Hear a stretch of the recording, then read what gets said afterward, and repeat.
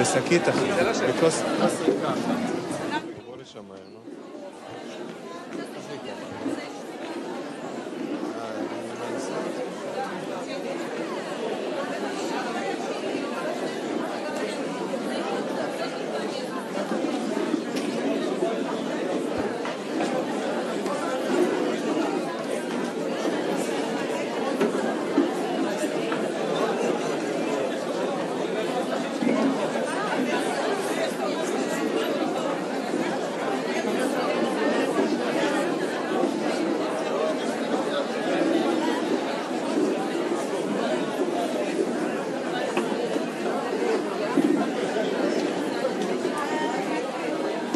אחד, שתיים, טסט.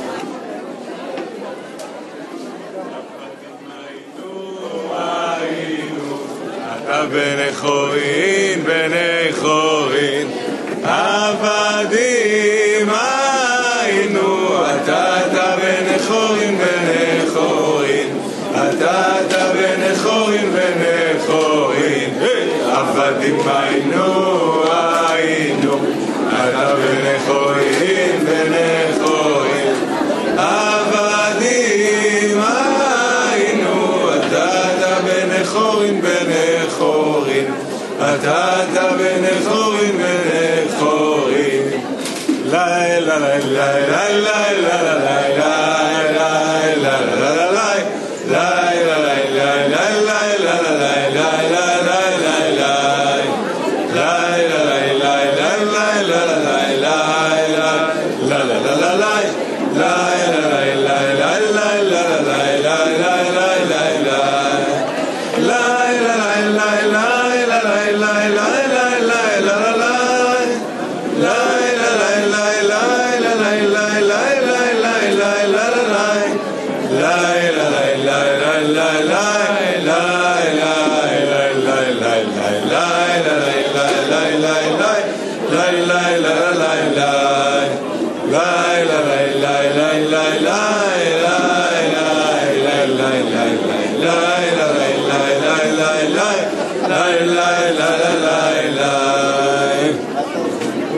סירייה 13, כזה לא לדפוק.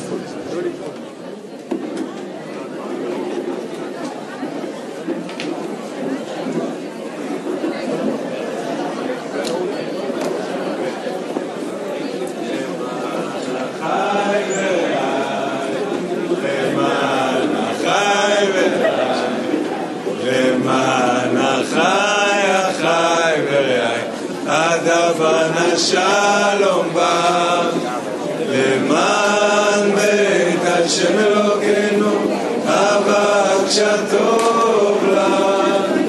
למען בית השם אלוקינו, אבקשה טוב לך. למען בית השם אלוקינו, אבקשה טוב לך.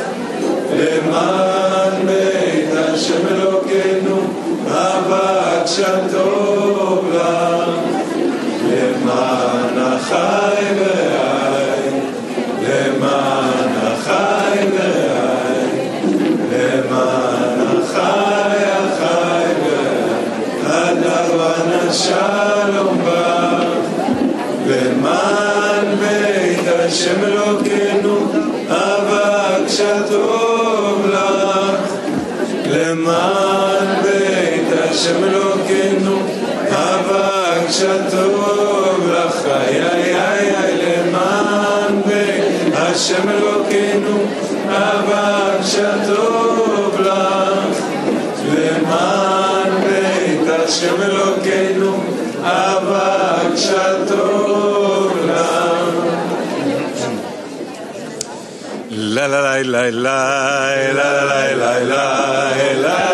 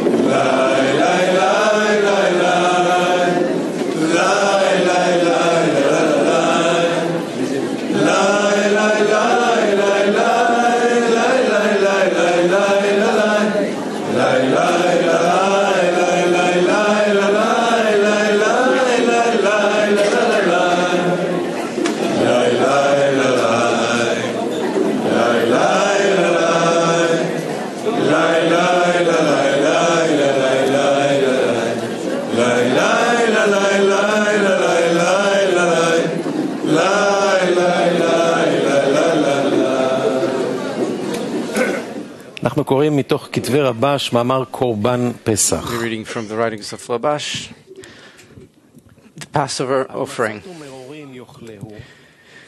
They shall eat it with matzot, unleavened bread, and bitter herbs, maror. An offering means nearing the Creator. Passover means that He brought them closer and passed over the bad things in them, looking only at the good deeds in them. This came after they had tasted the bitter taste of the governance of the Egyptians and wanted to emerge from under their rule, but did not succeed, and had grievances. They had grievances against the Creator, which is called matzah, or unleavened bread, and merivah, quarrel, as it is written, when they strove with the Lord, why He created them in such lowliness. This caused them the Passover offering, when the Creator brought them close. This is called, they shall eat it with matzot and bitter herbs.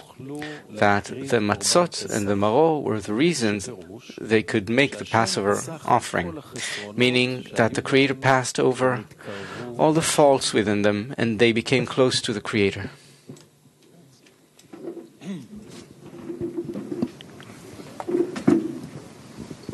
חג שמח, בני ברוך. רב היום דיבר על השינוי שאנחנו מצפים לו, שהשינוי הזה אנחנו צריכים לצפות. Today we're talking about the changes. The changes need to come from within us and not from any external person. And all this preparation in past Pesach, all these situations that we're going, we've cleaned, we've actually burnt some of the chametz. And this whole thing is to explode within us, and all these internal situations in a person are in front of him. And we actually reveal that only within the connection between us we actually get purified from the inside. L'chaim. שאלה לסדנה בעשיריות.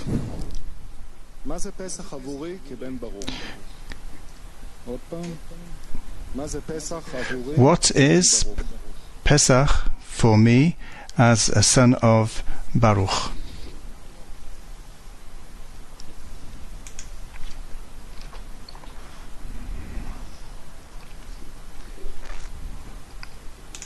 What is Passover for me as a member of Bnei Baruch?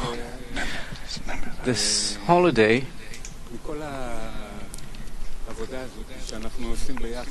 all this work that we perform here together, all the Passover cleaning and making everything kosher, this all drives us more and more into one another. And it gives us all of our work in a concentrated form. There's the work of annulment, overcoming. Our whole path is here in this Passover. It also seems that from year to year, you're feeling it more and more.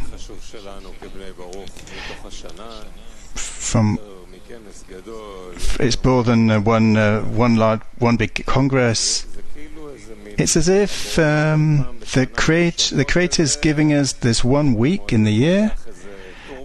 He opens like the turbo engine, and we have an opportunity. I don't know what to say.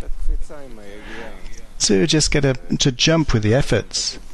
Each year, you just receive greatness from the friends, and you get people are more and more serious. Yes.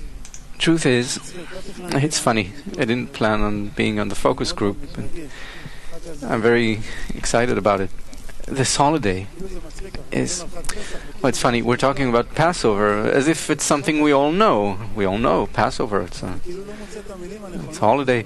But I can't find the right words, because it's not just a holiday. The word holiday is if I have some old kind of perception of it. But no, Passover is an encapsulation of all our work. All year long we work together, and Passover is a time to test yourself. Meaning, what did you attain this year? It's as if there's this medicine within a capsule. It's all very... There's no empty space at all. There's no not a single gram of something inaccurate there. It's compressed, highly compressed, and that's true regarding our whole lives. But Passover is much, much greater than anything I can attain or feel. I don't have the words for it. When Pesach arrives and you're here, you actually understand the meaning to reveal that you are Yashar El, and you actually have a job, and you just have to make that choice. Do you actually want to realize that job?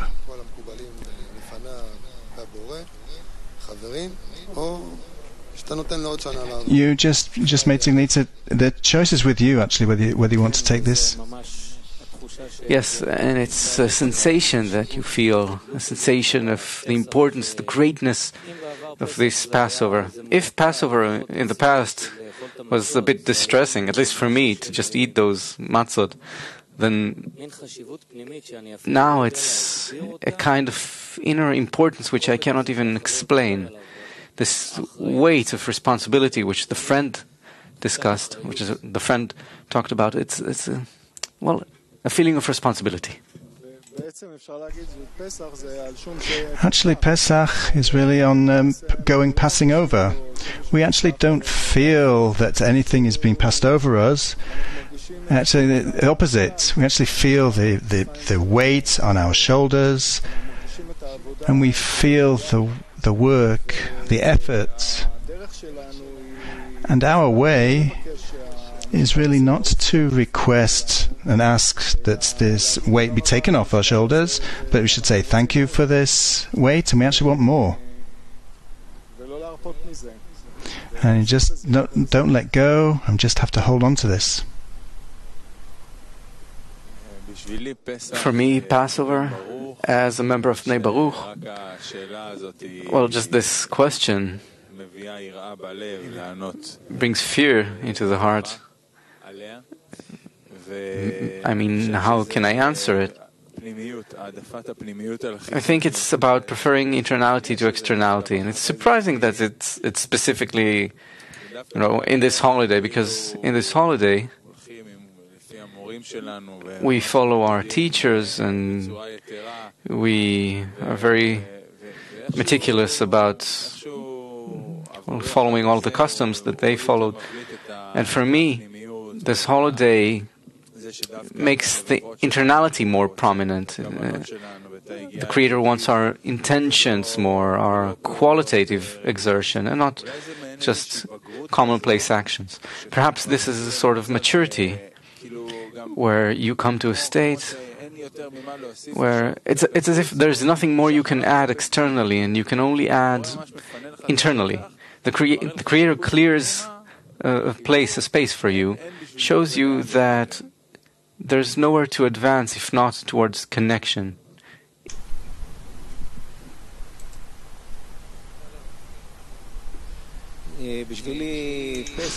Yeah, for me, Pesach as a member of Bnei Baruch, that's really like this situation that we have to realize every single moment, every opportunity. We just have to now is the final finishing line, and they're really just giving us a lot of encouragement from above, and we just have to basically give everything in order to get to the goal.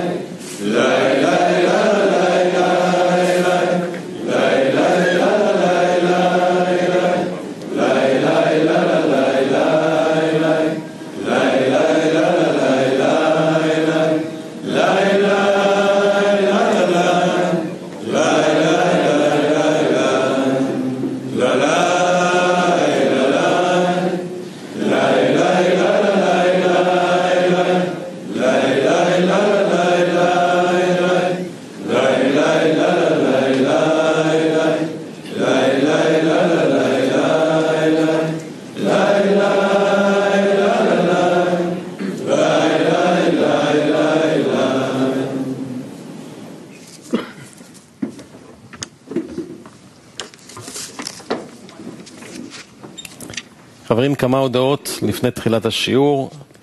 אין להכניס מזון מחוץ... So we have some messages. We mustn't bring some food any into the hall. You can eat food outside. If whoever actually has cafe and goes outside mustn't bring it inside.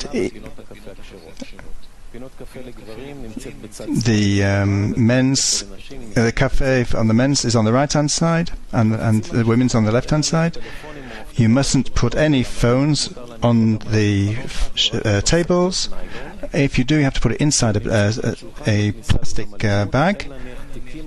You mustn't put any bags on the table, only on the chairs. If a book or pencil falls on the floor, you must ask a supervisor to come pick it up. You mustn't pick it up yourself by yourself. The toilets of the men are on the left-hand side of the hall, and the women's on the right-hand side.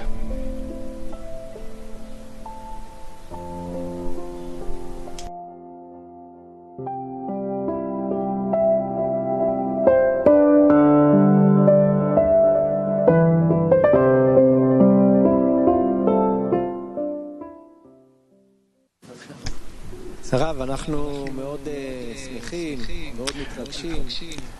Rav, we are very, very happy. All of the northern groups of Israel have just come to Petah Tikva, and we want to ask you, what is Pesach for you?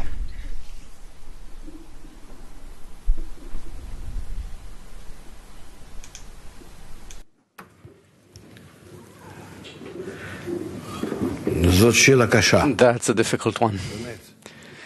Really. I need to think how to answer it so the answer is clear. Passover is a process, a very special one, which a person undergoes within himself, inside himself. And truly, there's no connection to that story that we read in the Passover Haggadah and in the Torah and in other such writings. Passover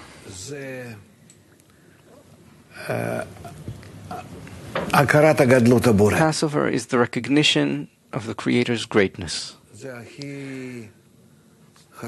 That's the most important thing that we need to, well, not to receive, but to more extract, receive, or discover in this on this occasion, this holiday. And all of our development depends solely on the greatness of the Creator in our eyes, or to our eyes, and nothing else besides. Therefore,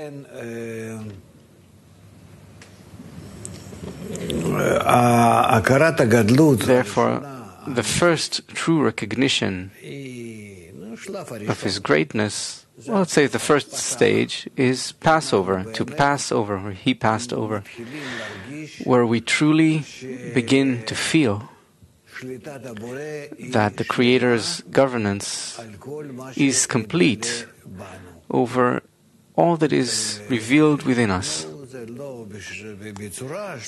It's not in a complete form, but at least the beginning of this recognition that there is none else besides Him, that everything depends on Him,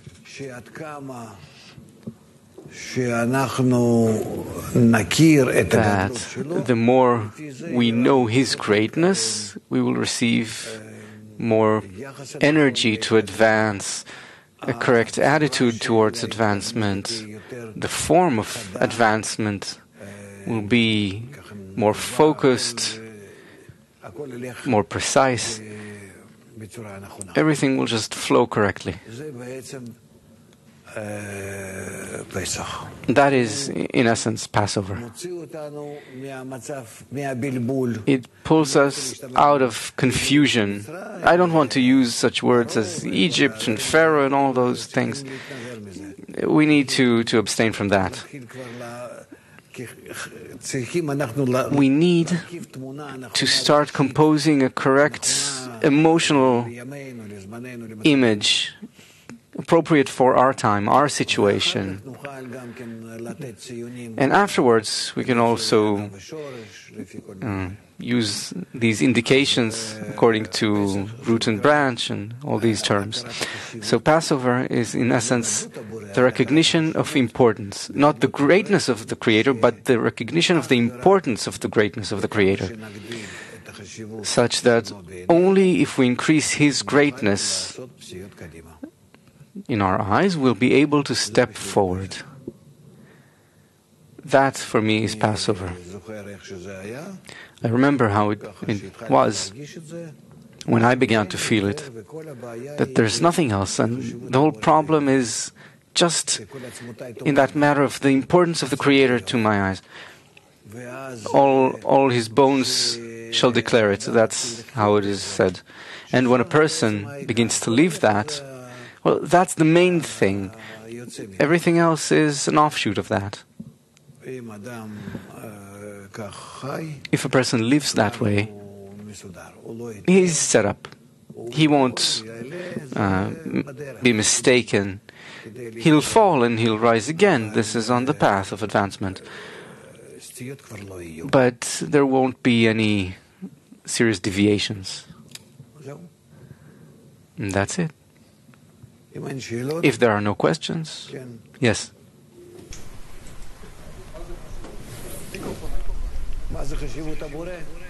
What is the importance of the Creator? The importance of the Creator.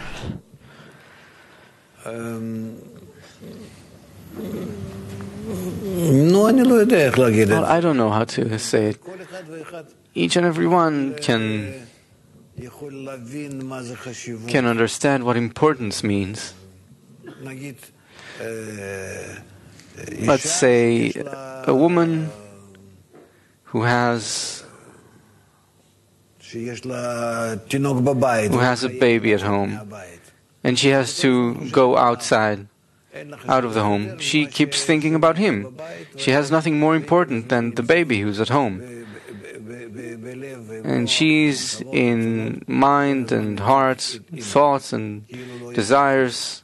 She's with him constantly, as if she never left physically. So the importance of the Creator is such that I'm constantly thinking about and am concerned about Him standing before me, being before me. And if I hold on to that importance, not the Creator, God forbid, because I can't describe Him without an image or a sculpture, but the importance I can describe or depict in relation to, well, other types of importances, so to speak. It's as if I have this table of qualities. What is the most pure quality in respect to the Creator? That's what I would say. And to develop it, constantly worry about it, so that in the society, in the environment, it's very important. The Rabash writes that if the society doesn't value the Creator, then certainly the individual cannot hold on to it either. The importance falls for him, and therefore we must always be concerned about the importance of the Creator, the importance of the group, the importance of the tent, the importance of the study and the teacher. All of that ultimately comes down to the importance of the Creator. And all of these other discernments need to bring us over to the importance of the Creator between us. And we have to feel it, how my attitude towards the spiritual life, the attainment of this life, the goal of living in it, the importance of the Creator is always the determining factor. And there are times which are less or more. Well, there are all kinds of actions that we take, but we need to always feel that the importance of the Creator determines my attitude towards those actions. All right? So let's continue.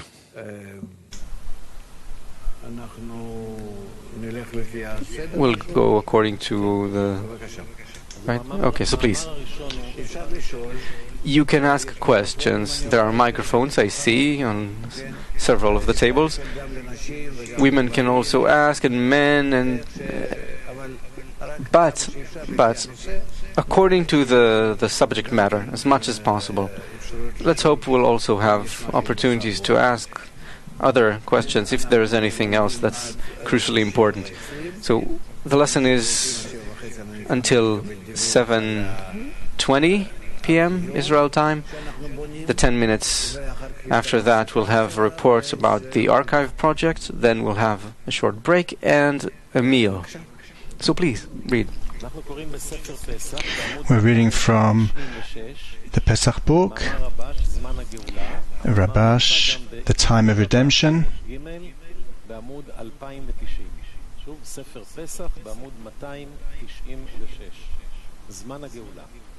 The Time of Redemption. On the 10th day, a leader of the sons of Dan, Achiezer, the son of Ammishaddai. The time of redemption is approaching, and we must prepare ourselves for the light of redemption, which is the exodus from slavery to freedom. It is known that it is impossible to emerge from exile before one is in exile. It is also known that the Holy Torah is eternal and applies to each and every generation. Also, we say in the Haggadah, the Passover story, every generation one must see oneself as though he came out of Egypt. Also in respect to Egypt. And what does that mean? My egoistic will to receive, with everything that it depicts for me, is currently more important to me than the greatness of the Creator. And that's how it is. There's nothing to do about it. I was born this way, I live this way, and all of this grows for me in this egoistic manner. And when I can, for the very first time, can say that I consider the importance of the Creator higher than everything else, it's a sign that I'm advancing towards the exodus from Egypt. Yes. For this reason, we must know the meaning of the exile we are in, and what it means that each generation we must emerge from this bitter exile. The Ari says that the exile in Egypt was that the Da'at, the reason or knowledge, was in exile, meaning the knowledge of Kedusha, holiness. Also, we must explain the meaning of Da'at of Kedusha in exile. The Zohar says that sourdough and leaven are the same degree, which we call the evil inclination, another authority, foreign god, other gods. Baal Sulam interprets that the Sitra Achra and the Klippa and the evil inclination are all but the will to receive, and this applies in both mind and heart.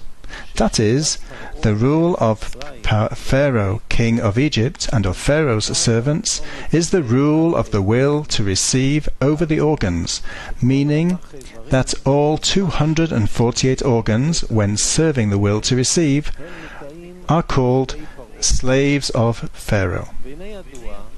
It is known that the first element in the work is the lolishma, that is, by education, called by rote.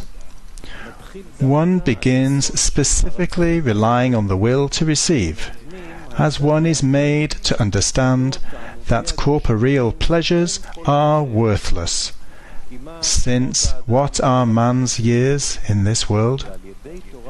Thus, through Torah and mitzvot, he will be rewarded with a spiritual pleasure in the next world, which is an eternal world.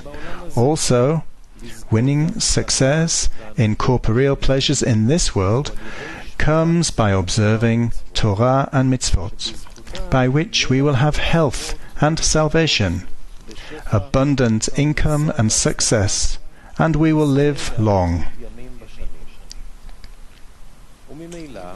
Naturally, because of the will to receive, man has the nature of idleness. That is, some people settle for bread and water, and some need meat and fish too. Some also need accessories and fine clothes, and some even need luxurious houses.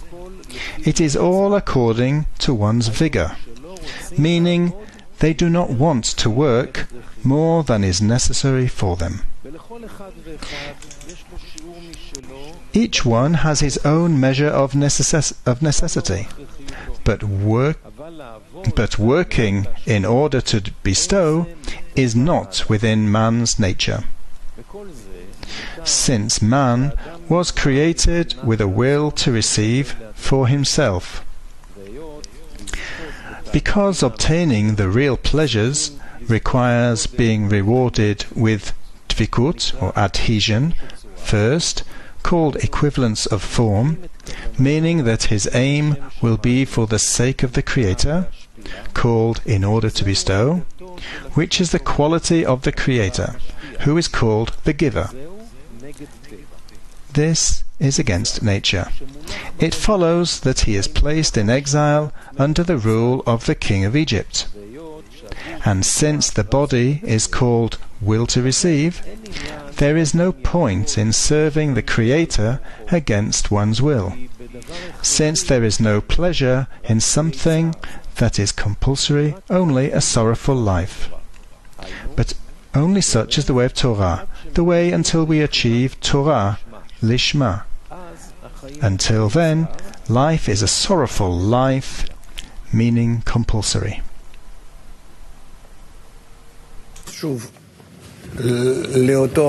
Again, regarding what we spoke about, importance, in respect to that discernment, we need to gauge our development, rather. And that all of our dealings and engagements will receive that perspective, the importance of the Creator between us, or in our eyes. And throughout all these stages of the ego, the will to receive, as it develops, we'll be able to crown the Creator as more important. Now the question is, in what is it more important? In governance. In what form? The ego gives us the form of this depiction, because the upper light, the upper force, has no image. It cannot be depicted, but only according to the vessels on which it works, directing them towards unity with Him. Questions?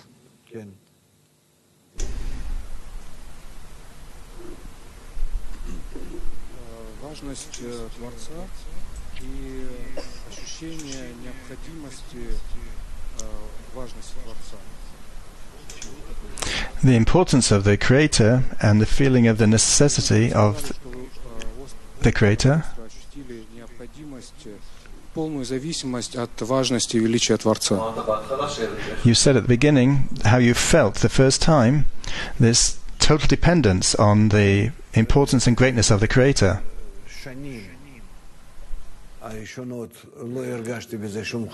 For the first few years, I didn't feel any importance in that, even though I read about it. I went over it, skipped over it. We go over many discernments in many writings which we pay no heed to because they don't stand out for us. They don't elicit some kind of inner reaction. I can read it, but there's no reaction, so I don't notice these words. They seem to me as if redundant. It doesn't matter to me. I mean, the Kabbalists write that it's important and you need to do this and that and this, but it's not there. A person works according to the response that he receives from within, from his desires and feelings. And therefore, yes, a few years. For a few years I paid no attention to that. And it may be that I heard it a lot, or maybe not, I can't even say. Because those years, well, now I can say that I heard about it, and Abash would tell me and hint at it, but it's not, it didn't work on me. When I began to feel that I lack the importance of the Creator, because I tried to examine how am I advancing exactly, and I didn't see any other motivating factor, power to pull or push forward. Importance, the power of importance, greatness, which gives me some fear or attraction. And although I heard about it, and I also thought, the greatness of the Creator, but still, until it stabilizes, we know that every spiritual discernment comes from stages, or in stages. First it's far away, then it's surrounding, and it comes closer, and then inside. But there's ascents and descents also, and you begin to search for what can help. The society can help me in this. You begin to stabilize the matter of the importance of the Creator, such that it is presented to me by the friends, and then of course I will advance. Well,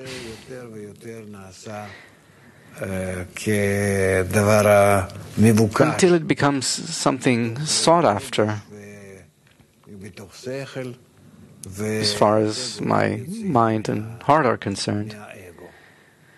And that helps me emerge from the ego. Not the importance of the Creator itself, but when the importance of the Creator is established, it orients one towards an emergence from his ego, because the importance of the Creator is that force that holds us like a magnet can hold a piece of iron in the air, and that's how we emerge.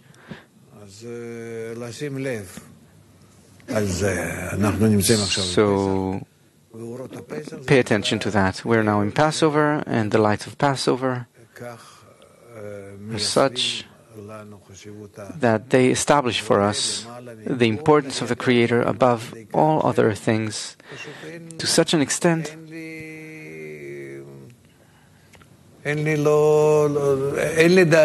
that I'm not worried about anything else.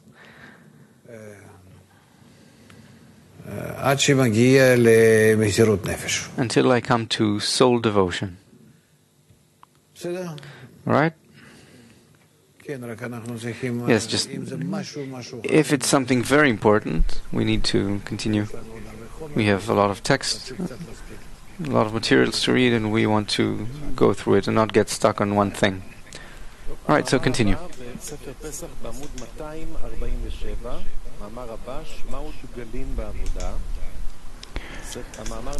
What are the banners in the work?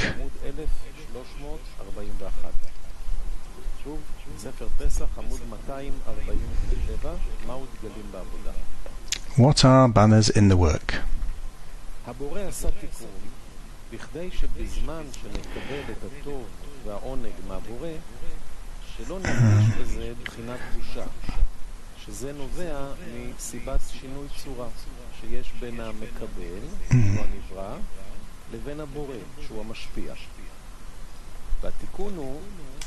The correction is that before one has the desire to bestow, meaning to be in equivalence of form, it is impossible to receive the true goodness which the Creator wishes to give to the created beings. And seeing as the matter of bestowal, the desire to bestow, is against one's nature, we learn that there's the aspect of the 70 nations of the world within man, meaning that man is a small world, as it is written in the Holy Zohar, and the aspect of Israel within the person is under the rule of the nations of the world, and this is considered that the people of Israel is in exile among the nations, who haven't the power. They haven't the power to go against the will of the nations of the world, and therefore the nation of Israel, the people of Israel, ask the Creator to bring them out of the exile in which they are placed among the nations, and will be able to work for the sake of the heavens. Likewise, the sages said, Israel who are exiled, divinity is with them, and we can interpret it according to what Baal HaSulam said. Regarding what the sages said, a student who is in exile, his teacher is exiled with him. And he said that the meaning is that when the student is in exile, meaning that he received a descent, his Rav, his teacher, is also in the state of descent. Meaning, exactly as when one is in the state of descent and has no taste in Torah and prayer, that is because his Rav is also exiled with him, meaning that all the matters of divinity are for him in a state of descent, meaning that he looks at everything as if there is no importance to anything spiritual, meaning that spirituality too is in exile.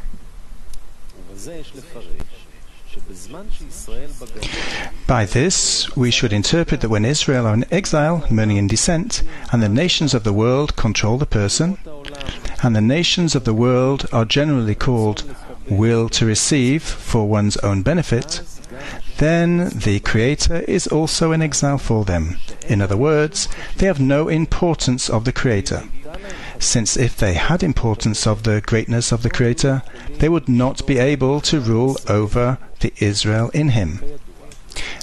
As is known, Israel means Yashar Kel, straight to the Creator, when all of one's actions are straight to the Creator. But by their control, they make all of one's actions be only for his own sake. This is called for the sake of the will to receive, and not for the sake of the Creator. It follows that when the quality of Israel is in exile, the Creator is in exile with them too, meaning that the desire to bestow is in exile, and the one to whom they want to bestow is in exile, as it is written about what Pharaoh said, "Who is the Lord that I should obey his voice?" That is, he denied the greatness of the Creator and did not allow to believe in the greatness of the Creator. So the quality of Israel is in exile within them. According to the above, we can interpret what we asked. Why does he say that it is as though Israel are saved and as though he is saved? That is, what is the connection between the redemption of Israel and the redemption of the Creator? According to the above, it follows that the exile of Israel and the exile of the Creator are the same, since when a person attains and feels the greatness of the Creator, the nations of the world have no control, and they are annulled before him. Hence it follows that the whole exile is that we do not know his greatness. In the matter of concealment that one feels, which causes him to be in exile, a person should know that he must correct his actions so they are in order to bestow. Otherwise there will be shame. Hence, there must be concealment and hiding on the upper light. To the extent of the sensation of evil, when one sees how immersed he is in self-love, to that extent he sees that he is far from Kedusha. That is, he sees that he is far from doing anything for the sake of the Creator. and he is under the governance of the nations of the world, while the quality of Israel in him is completely powerless to emerge from their exile. For this reason, when the Israel in him emerges from exile and is rewarded with redemption, the Creator too, who was covered from him during the exile because of the governance of the nations, now appears, and the greatness of the Creator becomes revealed.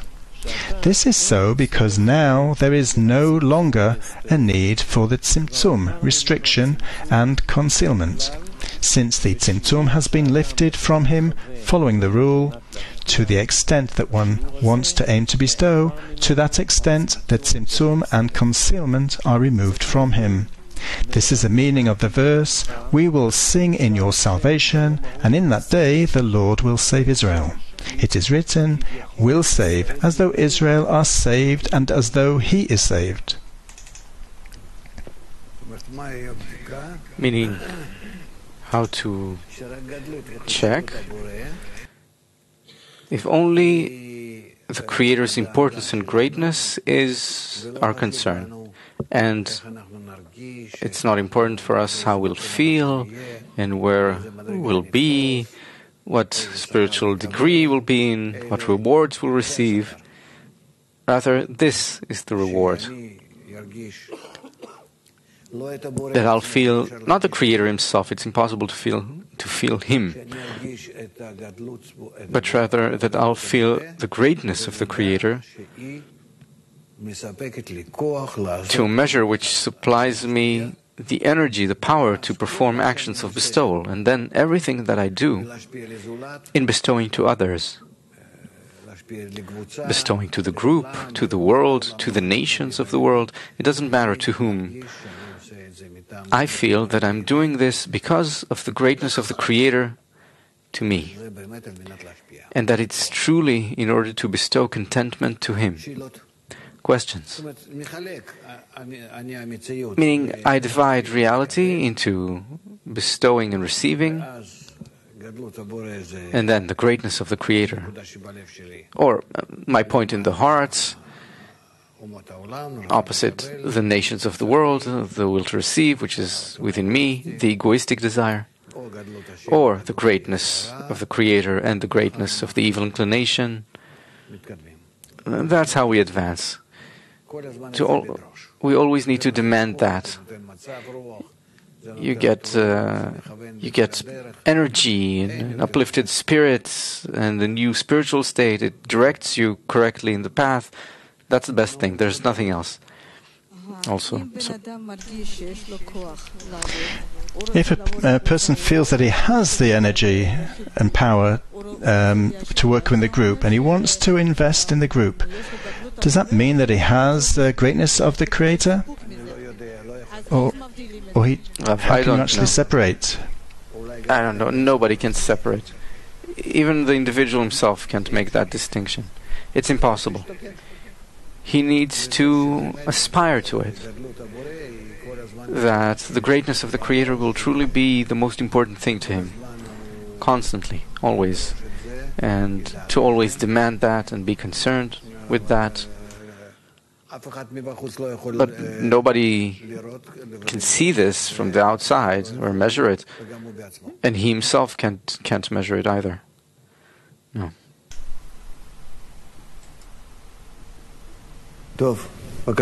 Right. Yes, please. What is the connection between the greatness of the Creator and restriction? By the measure of the Creator's greatness, according to that, I pass through the tzimtzum, the restriction and the concealment. Then I don't need them. The greatness of the Creator keeps me in order to bestow. I don't need anything concealed from me. So to that extent, there is no concealment for me.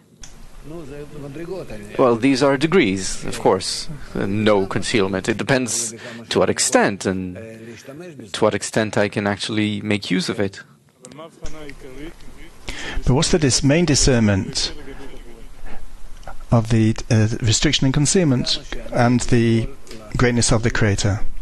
The extent to which I can perform actions with the desires of others, not to use and to use my own desire in order to serve them, to give them the chair, to give the pillow, as we say. That's how we measure. And that's What equivalence of form? Well, okay, let's say so. I can't yet. Yes. Could you please explain when Israel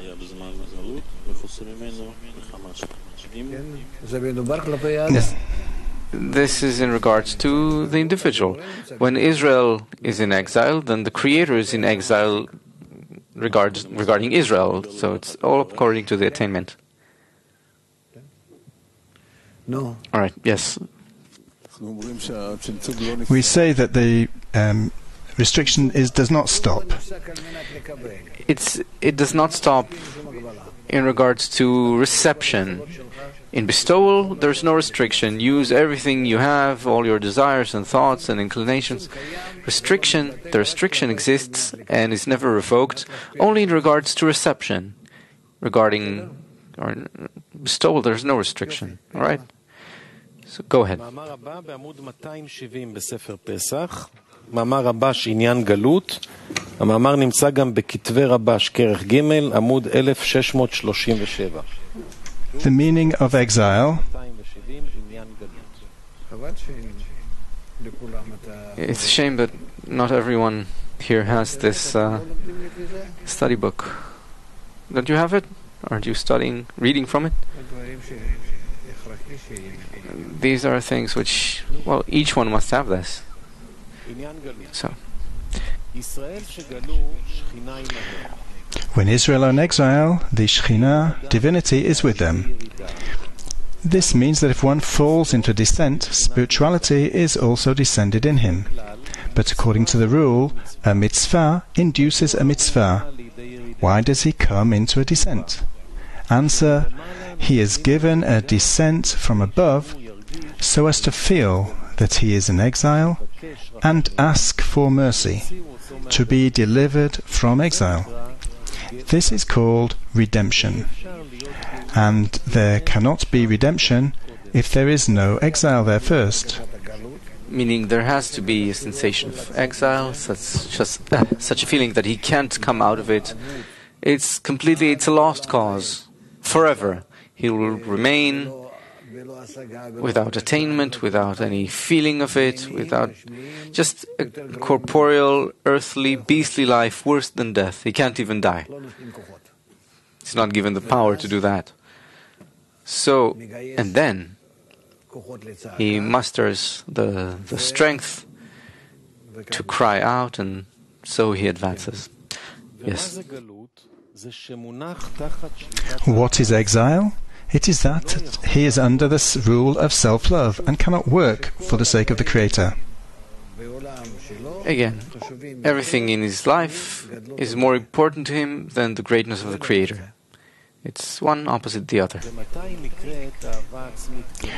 When is self-love considered exile? It is only when he wants to emerge from this control because he suffers from not being able to do anything for the sake of the Creator. It follows that when he began to work, there had to be some pleasure and reward for which the body agreed to this work.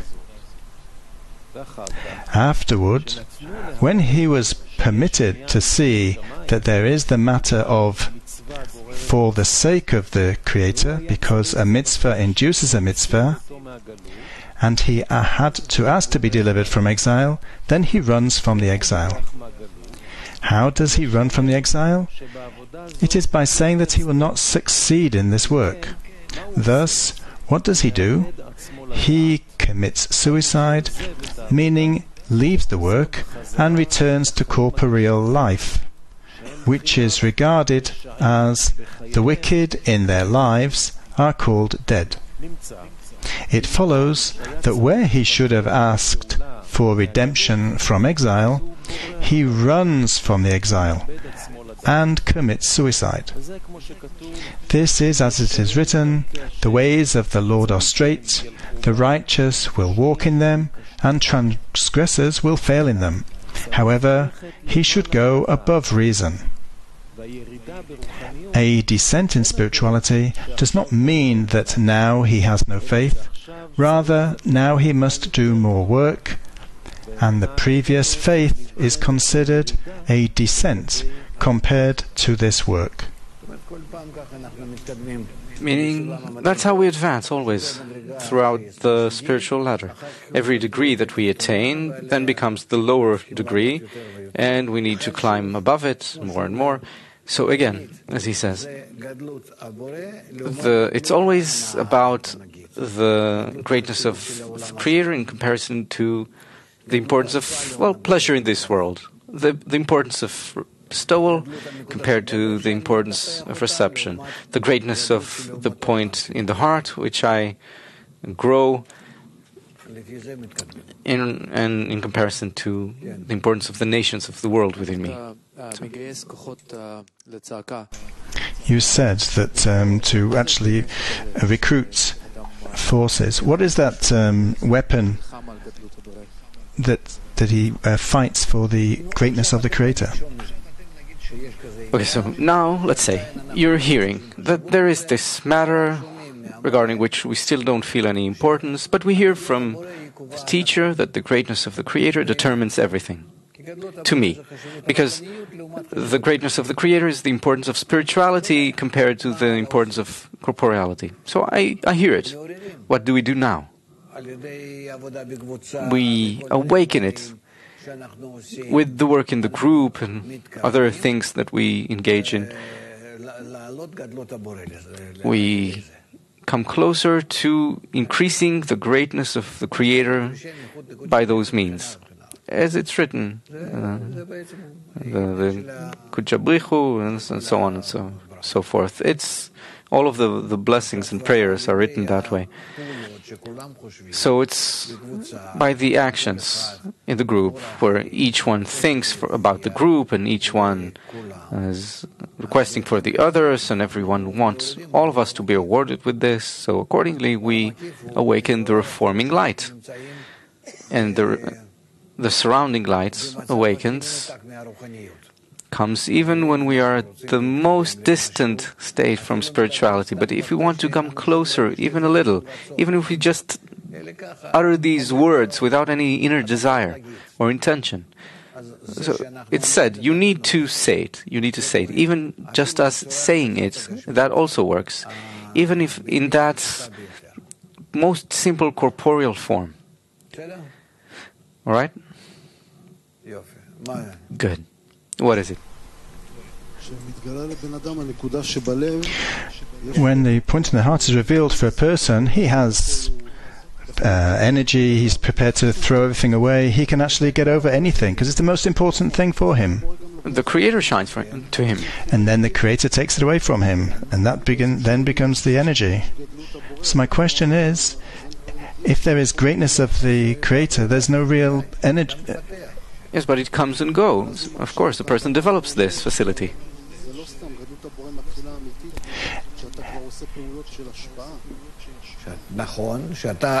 Right. And by the greatness of the Creator which you've attained, you use it in order to climb up the ladder and perform acts of bestowal, and each time you fall. I just need to have a desire for the action of... Not even a desire. If you have the desire for it, you already have the power to enact it, of course. The desire itself is the power. But it needs to bring me to sorrow. But for actions of bestowal, I'm an egoist. It's a sign that you don't have the desire. The desire is the power. It's very simple. And if you say that I have the desire but I cannot act, it's a sign that you don't have a desire.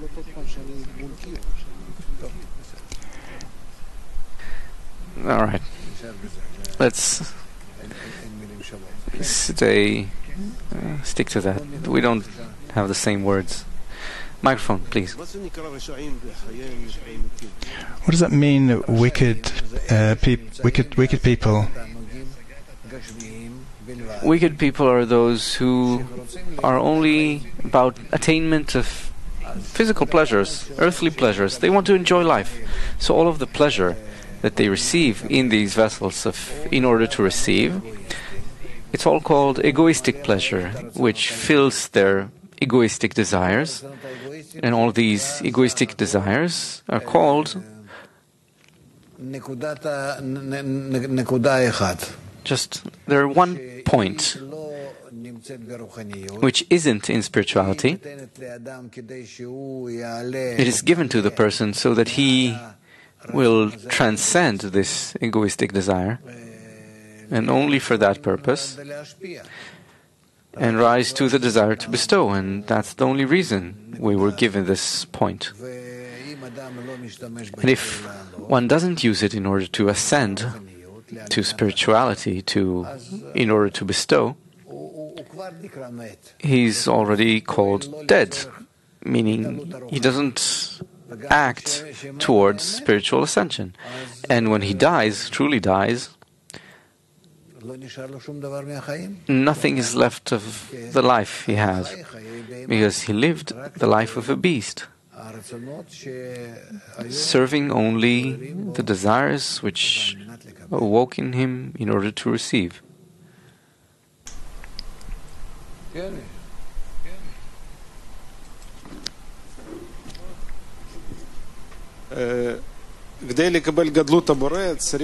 In order to receive the greatness of the Creator, you need to invest more and more, because the investment from yesterday doesn't help.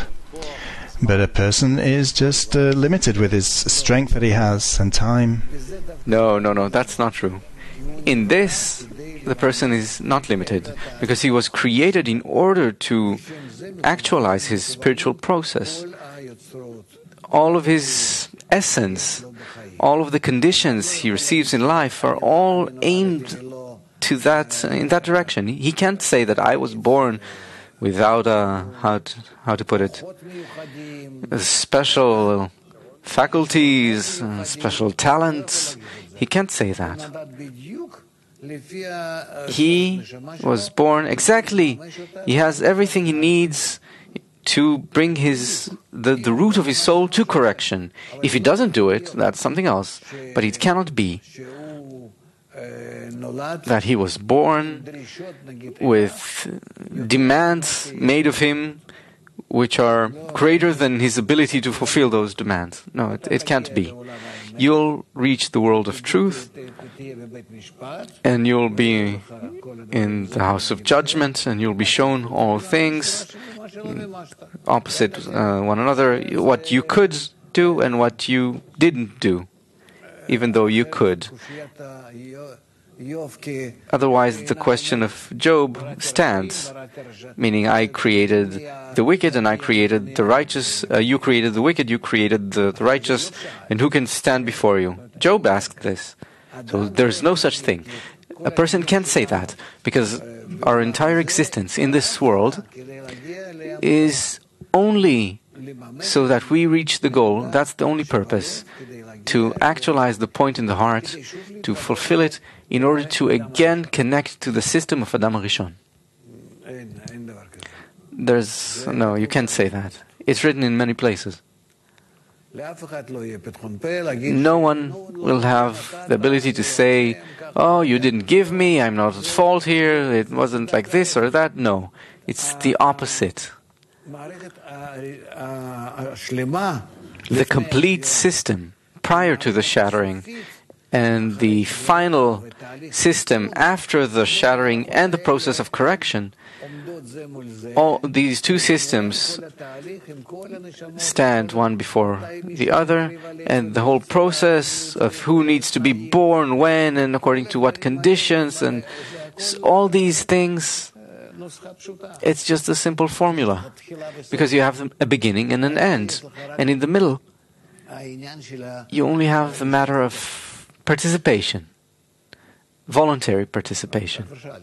Well, you asked already. All right? Women? They don't want to ask. Who is it over there? If it's a guest, then priority. What advice could you give to a friend that's just started the path and he doesn't really know how to work with the new the states, the descents that he receives? There's nothing more important than annulment towards the group, whatever it may be, whatever may happen. The Creator brought me, He put me on this cart which rolls, rattles, like that. Rattles. As I say, that's how it is, right? So it doesn't matter. That's what I got, and with that I proceed. Yes. If you annul towards this cart, you suddenly discover that it's a rocket. It carries you, because anyone who judges his own flaws. Is it correct to search for problems in corporeality in the studies? If you engage correctly, as it's written, make your work persistent and corporeality intermittent correctly. Not to, sit here day and night. No, a person has to be balanced. But if you do everything correctly, you'll see that everything works out. Yes. First of all, Chag Sameach. I'm very excited. Maybe my question is very proud. I just want an answer, please. What does a person do that he feels that he's actually arrived? That he's got to, there is none else beside him? If a person feels that, I don't have anything else to say to him. What's next? He doesn't have anything more. He corrected his entire vessel. What does a person do that he feels that how can I get there? It's a sign he hasn't got there yet. Not to arrive at what I've arrived at, but to actually get into inclusion, that everybody will be in the else beside him. It doesn't matter how much I talk, and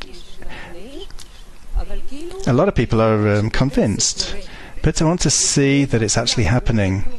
It's happening to everybody. It doesn't mean anything that I've received anything. No, this is the personal individual correction and the general correction. We need to continue. There is the personal correction, which according to your words you're in already, and there's also the general correction, which you need to make sure happens. Like Baal Sulam and many great Kabbalists who were in that process. Yes. Thank you, Rav. We've been talking about the importance of the Creator, which is the most important thing to aspire to, and with the help of the group and the 10. If I understood correctly, you said that there was a period where you didn't have importance of the Creator. Everyone begins from zero, from nothing. I was a complete materialist. I didn't have anything. So my question, is there something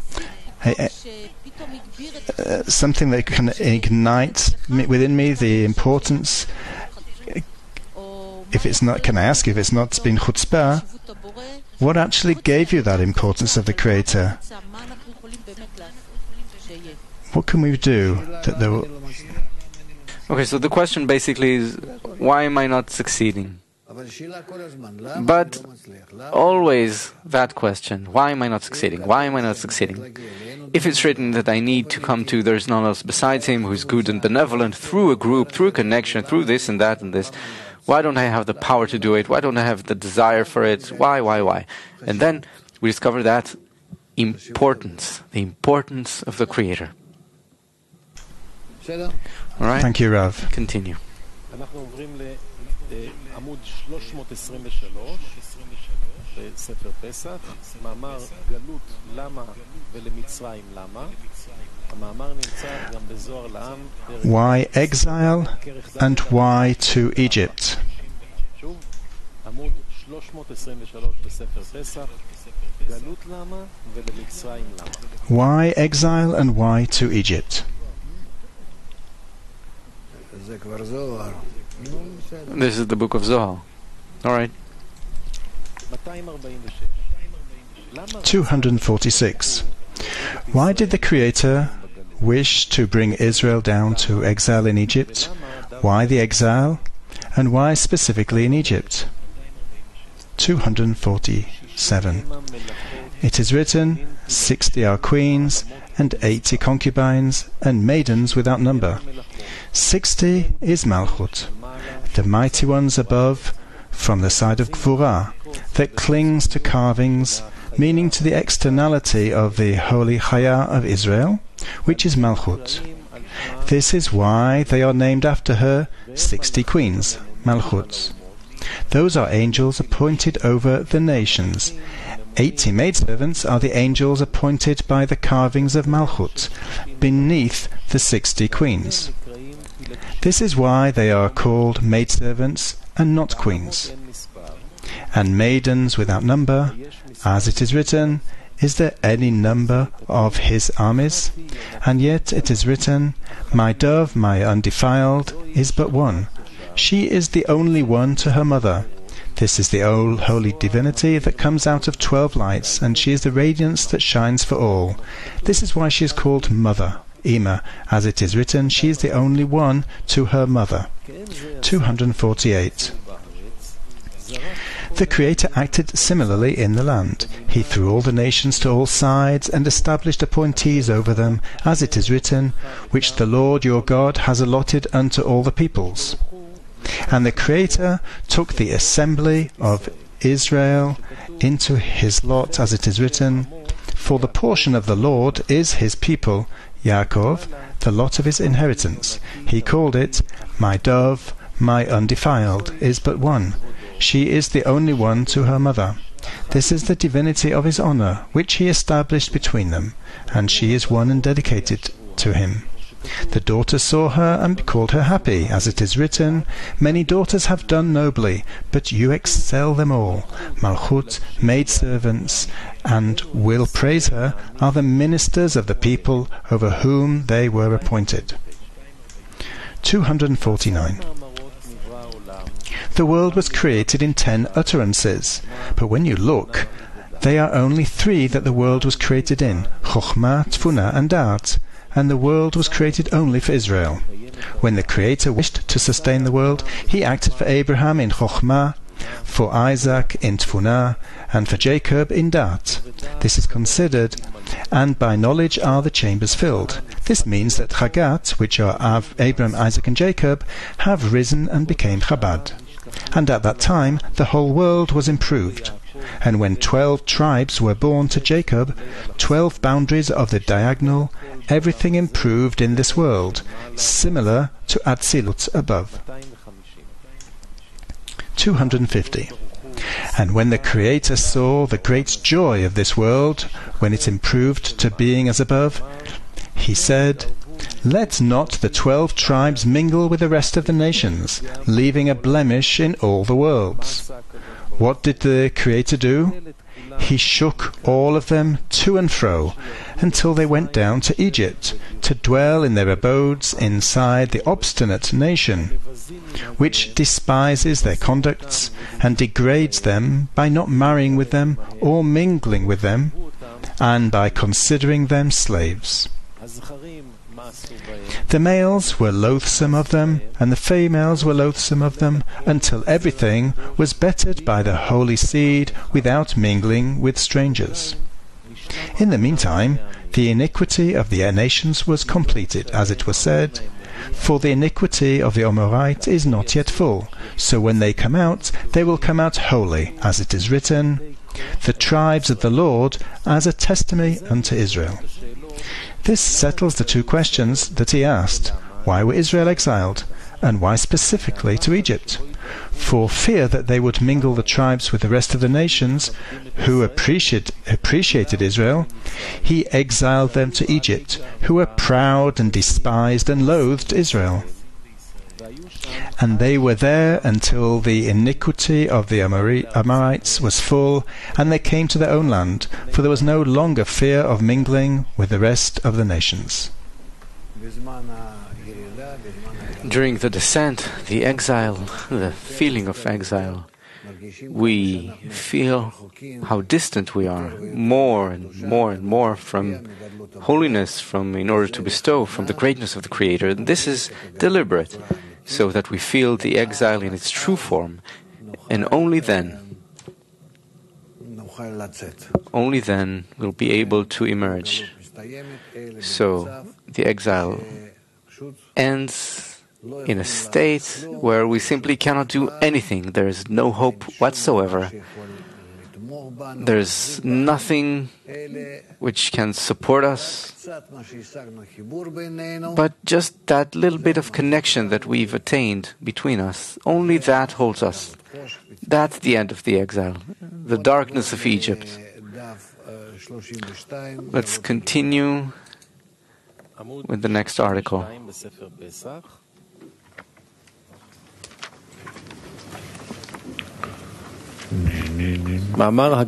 Exile and Redemption.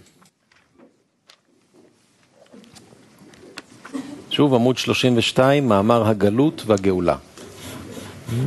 ההרמוניה בין הדת לחוק ההתפתחות או... The harmony between the development of religion and blind faith.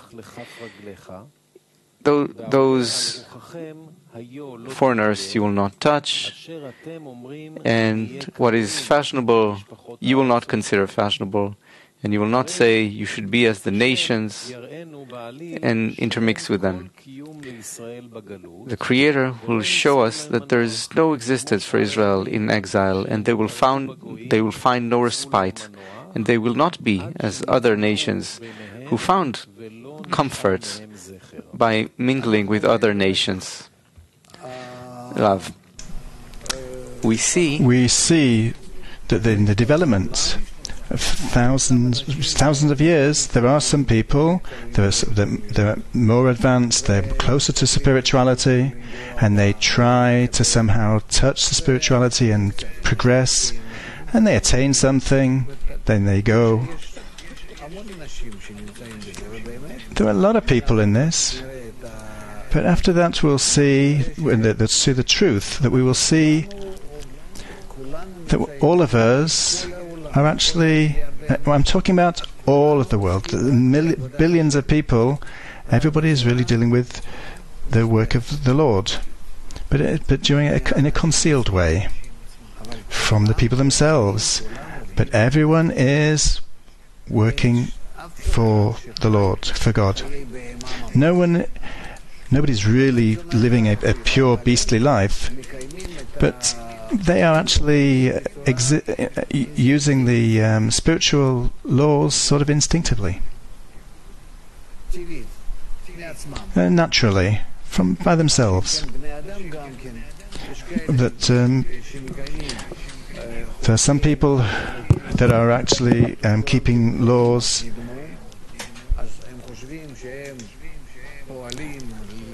they're actually thinking that they're talking about their businesses to actually calm down their laziness, their desire to succeed. That's not true. They're just lying to them, because they can't really progress to working in order to bestow, even just by a little bit.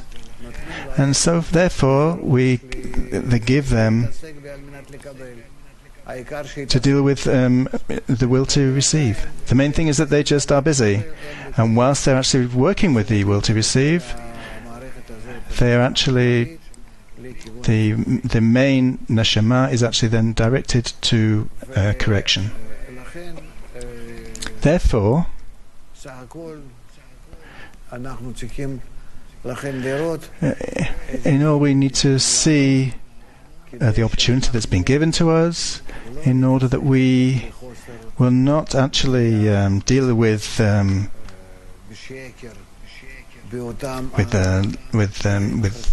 lying, that we should actually just deal with. We should that our will to receive is actually the landlord. Like, we're not even aware that the Paro is really the evil king. No, he's a good king. Why is the difference? Were there 7 years of fulfillment? No, because he was paying us well. We do our work, he pays for everything, and it's really well okay. We don't think about, we actually just think about the reward. The more the reward, then the better. All the world does that, and even the children of Israel, as written in the Torah, they also do that, even though they are going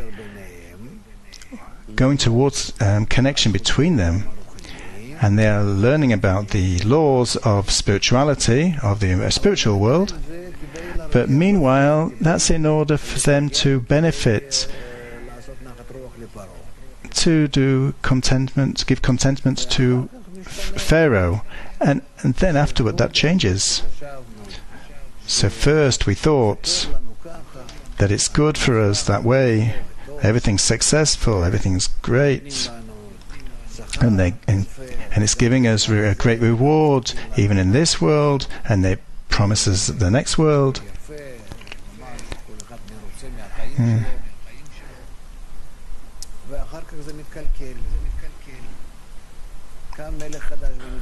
And then it's ruined. A new king is in Egypt. In what way? We start seeing that it doesn't satisfy us. It's not right. What do I get from doing it? I'm going into despair like the whole world today. Half of the world is sitting and taking pills against depression, etc. And everything is corrupting on purpose because the engine is running, and we're starting to think, what's the purpose of life, the essence of life, what do you live for, etc. And from that you begin to have a new stage, a new question. What for? Why? What should we do with it? Not content. The children of Israel sighed because of the work. We used to think everything's going to be okay. Building, doing. We no longer want to get married, to bring children. Nothing. We don't want anything in this world, and this is how, well, in short, everything is being corrupted. And this is being corrupted in our eyes, but in the eyes of the Kabbalists, the way they see it, it's the opposite. They're happy. And they see that the world is advancing in a nice and good way. As Baal HaSulam says, I am happy because evil things are being revealed. Because the evil things that are in us, meaning all the qualities we have to correct in order to reach the final correction, when they're not being revealed, we cannot correct them.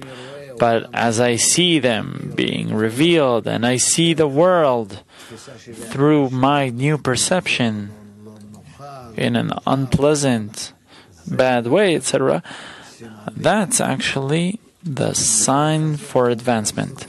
And it's too bad that we don't know how to cope here with what's going on. Because if this happens individually to a person, he wants to leave. He thinks the wisdom of Kabbalah brought me to a state of despair, of helplessness. What should I do here? I'm only ruining my life. And then he runs away.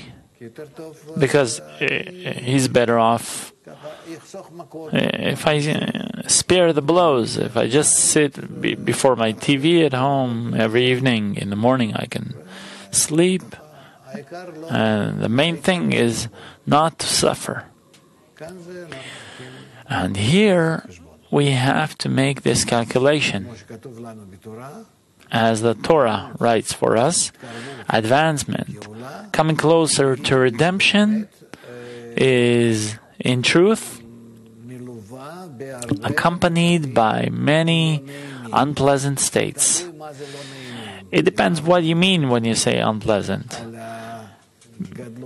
Beforehand, we talked about the greatness of the Creator between us, or in our eyes.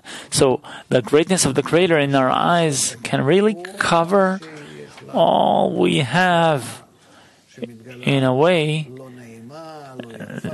that's revealed, all the unpleasant things, all the unclear, the difficult, the perplexing things that appear, whatever. In general, the greatness of the Creator covers it all up. And then you shift from being under the control of Pharaoh to under the control of the Creator. It all depends on the importance. To what extent they are in...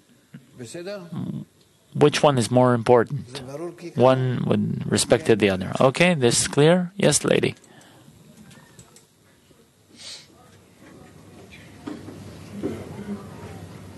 Shalom. Hello.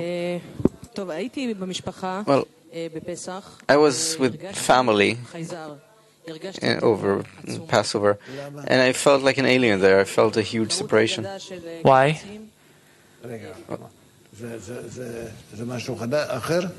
What, the Haggadah in the kibbutz is different? It's a different Haggadah than the usual one, the regular. Really? Bring it over. I'll bring it. No, it's interesting. Yes? But I felt... Maybe actually it's the opposite. Maybe there we can see it in a more clear way, what we're talking about. No? They didn't have an inkling as to what they're talking about. That's something else. They know that I study Kabbalah, my partner studies Kabbalah. It didn't interest them, they didn't want to hear about it, and also I didn't offer it, didn't seem appropriate. Yes. But I felt, well, at some point in the past I connected somehow, but now it's a huge gap. So take 4 more glasses of wine and that's it. The question is, how can I? All right, to drink more wine and not care about it, or how can we cross this barrier? Okay. It's not the first time I hear this question from you, and I also have this question for quite a few years. Well, more and more and more explanation. And wait. It's not that you're waiting, doing nothing. Rather, every time you explain it in a new way and you continue and you're waiting for the world to change, it's changing very quickly and it's coming a bit closer to what we are talking about. And here, too, there's a period of darkness before the revelation. That's why we don't really see it. But in truth, it will be okay. So what we did is just to maintain the intention for the correct connection of the 10. That's what we did all the time. Yes, that's quite some work. So I have some more questions, can I? Yes. What is a masach screen? Is it the cry to the Creator? Is it the intention? Is it the change of nature which the Creator grants the person, or everything together? A masach, a screen, is the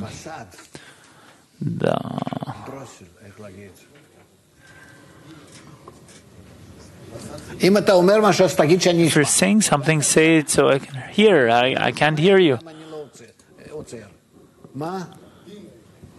What is it? Dimmer?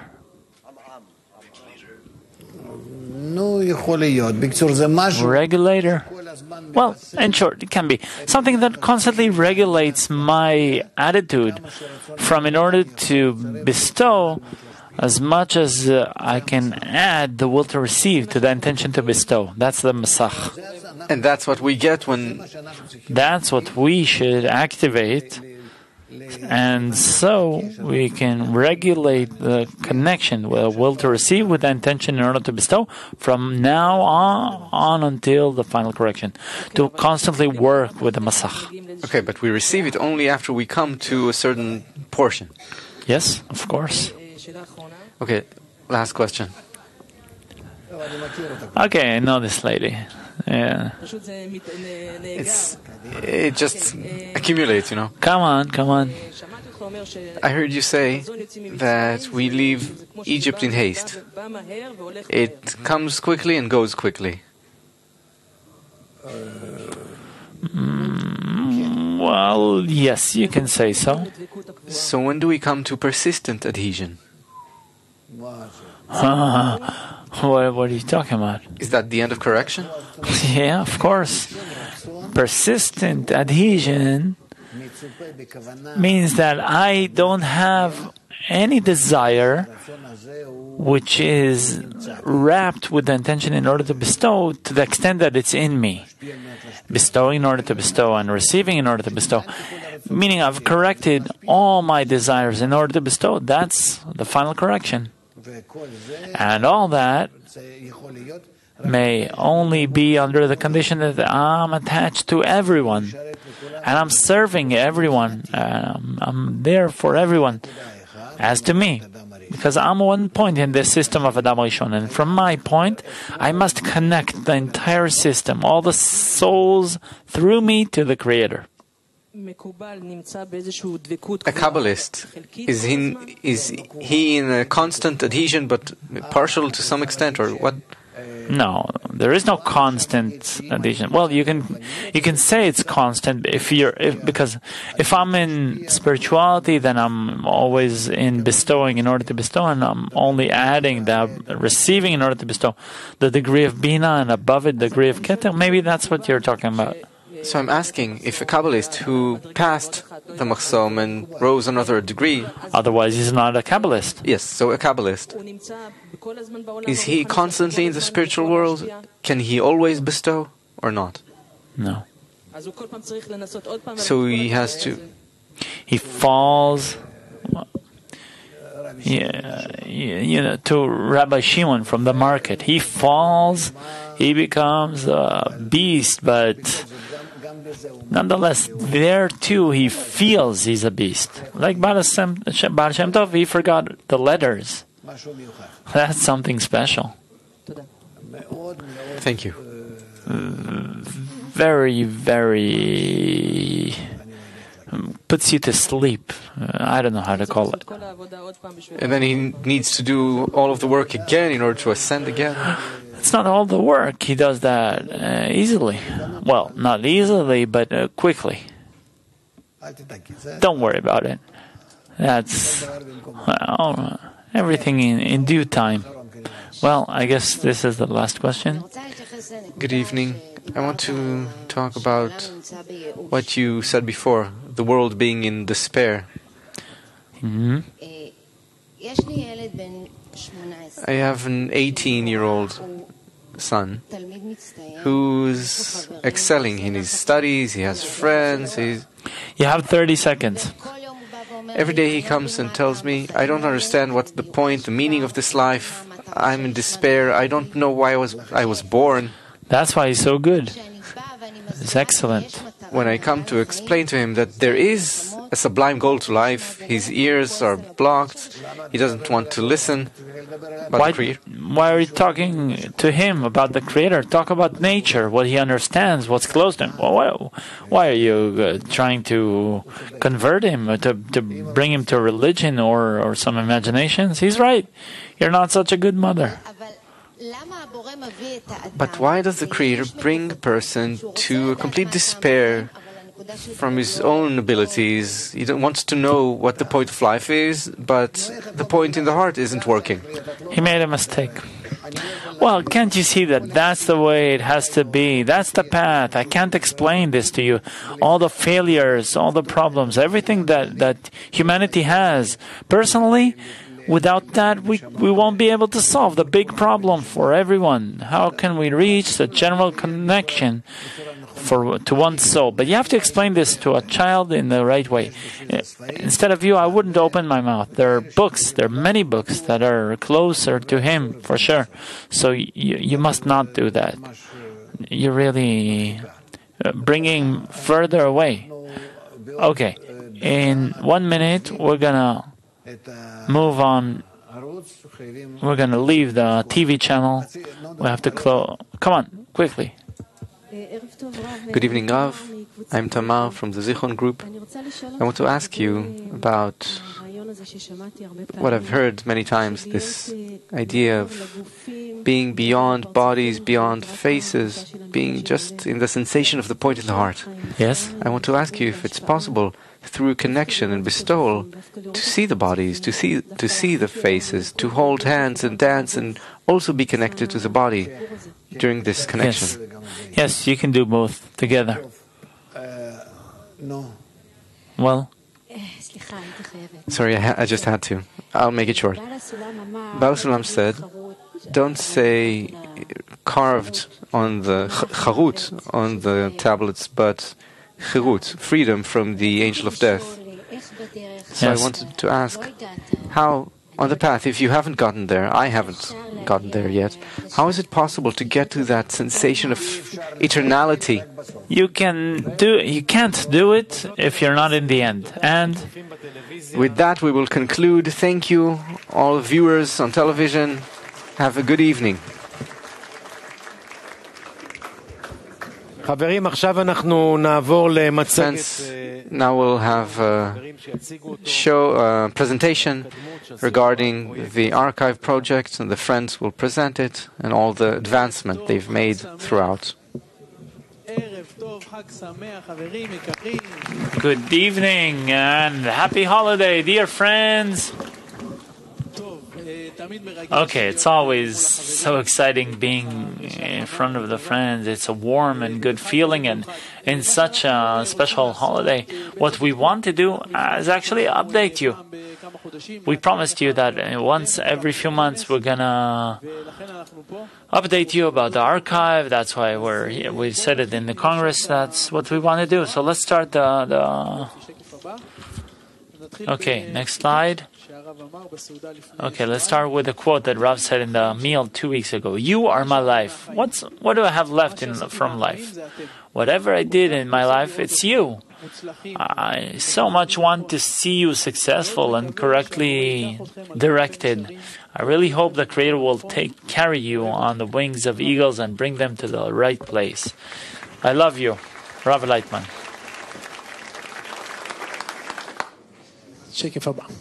Next slide. Okay, so about a year and a half ago, we got this task, the mission. It was a simple one. We need to establish an archive. What is an archive? So our vision, and the vision of Rav's vision, as he defined it, he wants one place which contains all of the source texts, all of our content, and will be accessible to everyone, beginning students, advanced students, anyone who wants to know anything about the wisdom of Kabbalah, and for there to be backups of everything, so that if anything happens, God forbid, we will still have everything. So, a year and a half ago we started, and what we wanted to do is this. Let's look at the next slide. So what exactly is the project? What does it entail? So the project is a kind of, testimony to all of our study, everything that the organization went through from the year 2000 and even a little bit before, all of the lessons, all of the congresses, all of the TV shows, all of the articles, everything which the organization and Rav created over these years, we want to concentrate it all in one place. The next thing we want to do is to concentrate all of the source texts by Baal Sulam and Rabash and other Kabbalists, of course, the Book of Zohar. and for this to be the one source which the organization presents of the texts of the Kabbalists to anyone who wants to read these source texts.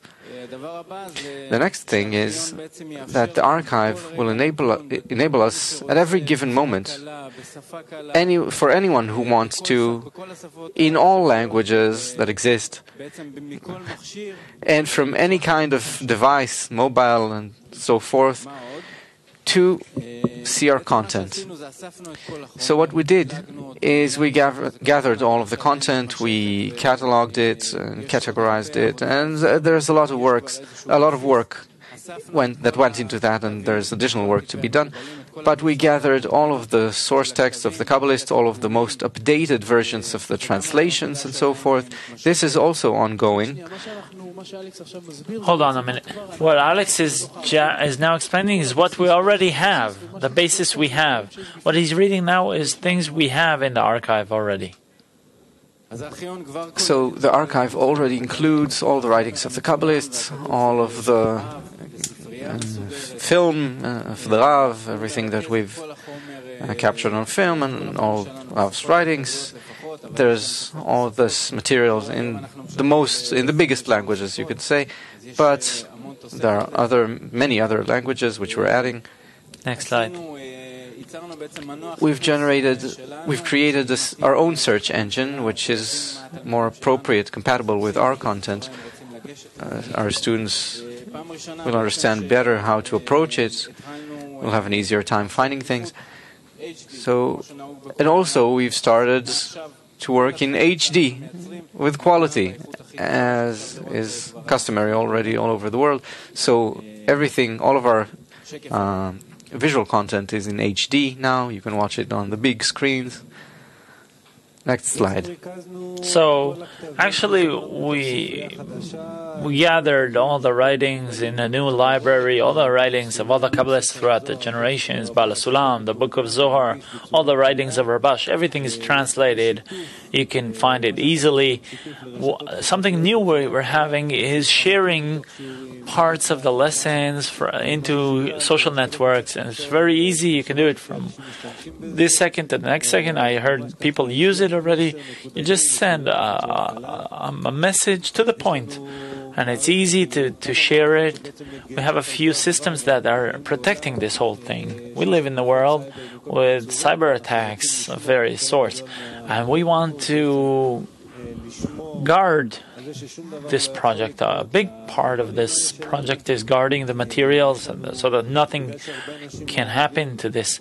Because so many people are part of it, there's a system of management, meaning for every lesson, for every congress, there's a system of approvals and how everything, when it's ready, you can maintain it whole and organized. So there's a whole system of management. One more thing we added to it is a feedback, meaning every page in our website has a small pink button. You can press it and the archive will immediately hear your requests, whatever you're missing, whatever you want there. You can do a screen capture if you saw a problem, you think something needs to be changed or be in some different way. Just write a few words, it'll get to the programmers immediately. We receive many feedbacks and we take care of everything. So, where are we headed in the next quarter of the year? Great. So, first thing we want to add is series of lessons. Throughout the years, every time we started learning in a whole way, say we learned the preface to the wisdom of Kabbalah or the introduction to this, we want to present it in a full way, in a comprehensive way, so you can learn it in a very organized way. We want to adapt the archive to mobile, any kind of mobile, cellular phone or whatever, so the screen will be in the right size, etc. One more thing, friends asked to adapt the library we use every morning so that any device, smallest to largest. You can read from it easily in the website. We have many programmers working on improving the website according to your suggestions. We really want to hear your opinions about how to improve things. Whatever you're telling us, we're trying to put it in the fastest way and so that everyone will be content. One more thing we're trying to do is to replace the old site.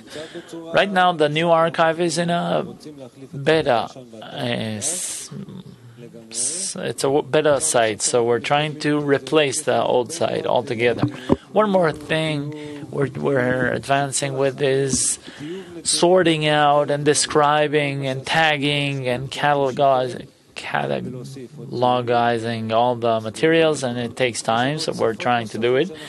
One more thing we're doing is adding new languages. We want this portal to be completely international, so we're trying to translate it to as much language as we can, and we're trying to improve the user experience. So let's watch a clip. With you, right now, for the first time in history, we are making history.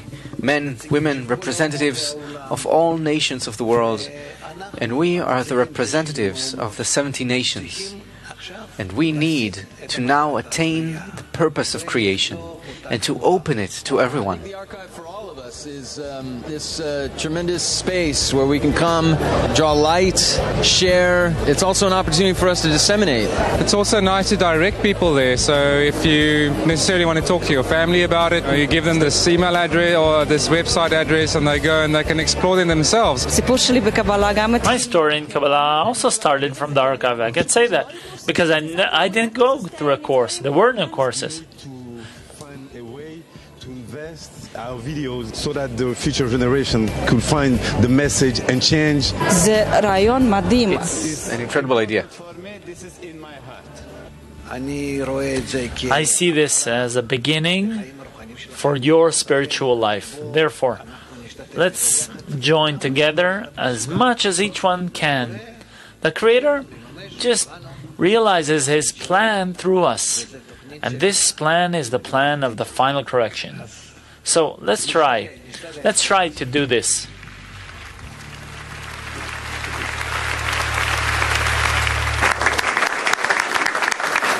I want to add that we're entering a new phase of human development. We have to present to all of them the method of Kabbalah in a new way, in a clear way, an easy to understand way, simplified. And yet, it needs to be available to everyone according to his own ability, his own desire, his understanding and language, so that it's accessible to everyone. So it's not just an archive, it's a great portal which is now being built. It's our gift, it's our giving, our bestowal to the whole of humanity for the purpose of its correction, final correction. So yes, as Rav said, we have many more plans on the basis of the archive. The archive is an infrastructure upon which we're going to comprise many things. You're going to hear about it. Of course, we're doing it together. We're planning on building an international university so that everyone can study.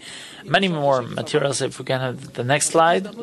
So this is our opportunity to tell you thank you very much. This is in the first 3 months of 2018, we recruited $212,000, which is almost 18% of the general sum. We were trying to recruit 1,200,000. So first of all, I'd like to say Amit from Rehovot and Maya Ramon, C from Petach Tikva, thank you very much for this video clip. And we'd like to thank you actually for your support. In this holiday, we opened cashiers, places you can donate, and we can out here on the ramp. And of course, our website, kab1.com, is always open, through which you can also go into our new archive. So come and visit us. You just press kab1.com. Start using it. We have so many features, content that's working. Thank you. Have a happy holiday. We love you all. Thank you. And now, song.